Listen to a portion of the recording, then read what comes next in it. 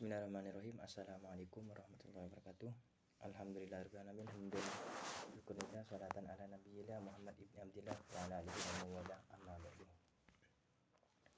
Yang terhormat kepada Bapak dosen Bapak Fikri MPDI selaku Bapak dosen mata kuliah Administrasi dan Supervisi. Di sini saya akan menjelaskan menerangkan tentang manajemen pendidikan. Yang pertama yakni pengertian manajemen. Setiap ahli memberikan pandangan yang berbeda tentang batasan manajemen. Karena itu tidak mudah memberi arti universal yang dapat diterima semua orang. Namun demikian dari pemikiran ahli ini tentang definisi manajemen kebanyakan menyatakan bahwa manajemen merupakan suatu proses mendayagunakan orang dan sumber lainnya untuk mencapai tujuan organisasi secara efektif dan efisien.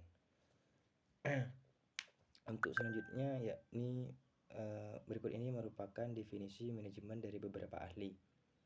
Ya, yang pertama menurut Haile Bush 2004 manajemen sebagai suatu seni yang tercermin dalam pengertian yang dikemukakan yang merupakan ilmu dan seni mengorganisasi dan memimpin usaha manusia, menerapkan pengawasan dan pengendalian tenaga serta memanfaatkan bahan alam bagi kebutuhan manusia. Selanjutnya manajemen di sini manajemen pendidikannya yang kedua yakni pengertian manajemen pendidikan.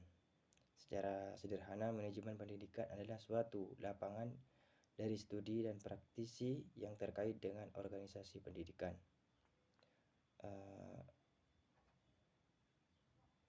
Yang selanjutnya yaitu membahas tentang tujuan manajemen pendidikan. Yang pertama ada produktivitas, yang kedua ada kualitas, yang ketiga ada efektivitas. Di sini tujuan manajemen pendidikan yang produktivitas adalah perbandingan terbaik antara hasil yang diperoleh dengan jumlah sumber yang dipergunakan atau input. Yang kedua yakni tentang kualitas. Proses ini menunjukkan kepada suatu ukuran penilaian atau penghargaan yang diberikan atau dikenakan kepada barang atau produk. Selanjutnya yakni efektivitas. Efektivitas di sini adalah ukuran keberhasilan atau tujuan organisasi. Yang keempat di sini efisiensi berkaitan dengan cara membuat sesuatu dengan betul atau disebut dengan doing things right. Atau sementara efektivitas adalah menyangkut tujuan atau doing the right thing, atau efektivitas adalah perbandingan antara rencana dengan tujuan yang dicapai. Yang selanjutnya yaitu pendekatan manajemen. Pendekatan manajemen di sini ada empirical atau kasus, yang kedua perilaku antar pribadi, yang ketiga pribadi kelompok, yang keempat sistem sosial kooperatif memadukan antara hubungan pribadi dengan kelompok, bahwa mempelajari manajemen dapat dilakukan dengan mempelajari hubungan antar manusia.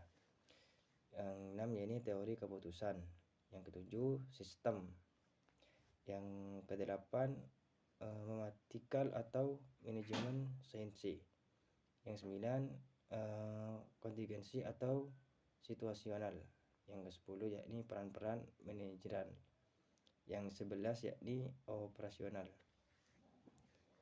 Untuk selanjutnya di sini menjelaskan tentang prinsip-prinsip manajemen, di mana prinsip-prinsip manajemen ini pendidikan ada beberapa, di antaranya mengenal secara baik faktor-faktor psikologis manusia dan realitas nilai-nilai. Yang selanjutnya di sini ada fungsi manajemen. Fungsi sini ada fungsi manajemen. Fungsi manajemen ini untuk melaksanakan kegiatan agar sesuatu tujuan tercapai dengan efektif dan efisien.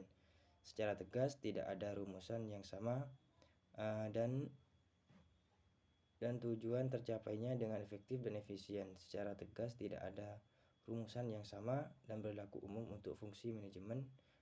Namun demikian, fungsi manajemen dapat ditelaah dari aktivitas-aktivitas utama yang dilakukan para manajemen, yaitu perencanaan, pelaksanaan, dan penilaian. Selanjutnya,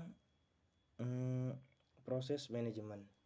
Di sini ada proses manajemennya. Yang pertama, merencanakan. Yang kedua, mengorganisasikan. Yang ketiga, memimpin. Yang nomor 4, mengendalikan. Dan seterusnya ini menjelaskan perkembangan pemikiran manajemen. Pemikiran manajemen ini adalah praktik melaksanakan usaha terbaik, sehingga dari sejarah pemikiran manajemen kita dapat belajar dari kegagalan dan keberhasilan orang-orang terdahulu yang menerapkan konsep manajemen berdasarkan pemikiran pada kurun waktu tertentu dengan kasus tertentu pula.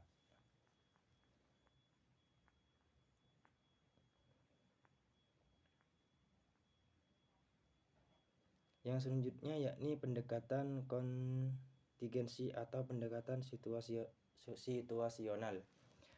Pendekatan kontingensi ini atau pendekatan situasional ini adalah suatu aliran teori manajemen yang menekankan pada suatu atau kondisi tertentu yang dihadapi. Tidak seluruh metode manajemen ilmiah dapat diterapkan untuk seluruh situasi, begitupun tidak selalu hubungan manusiawi dengan perlu ditekankan, karena ada kalanya pemecahan yang efektif melalui pendekatan kuantitatif. Ya, ini semua dari penjelasan saya tentang manajemen pendidikan. Terima kasih atas waktunya. Wassalamualaikum warahmatullahi wabarakatuh.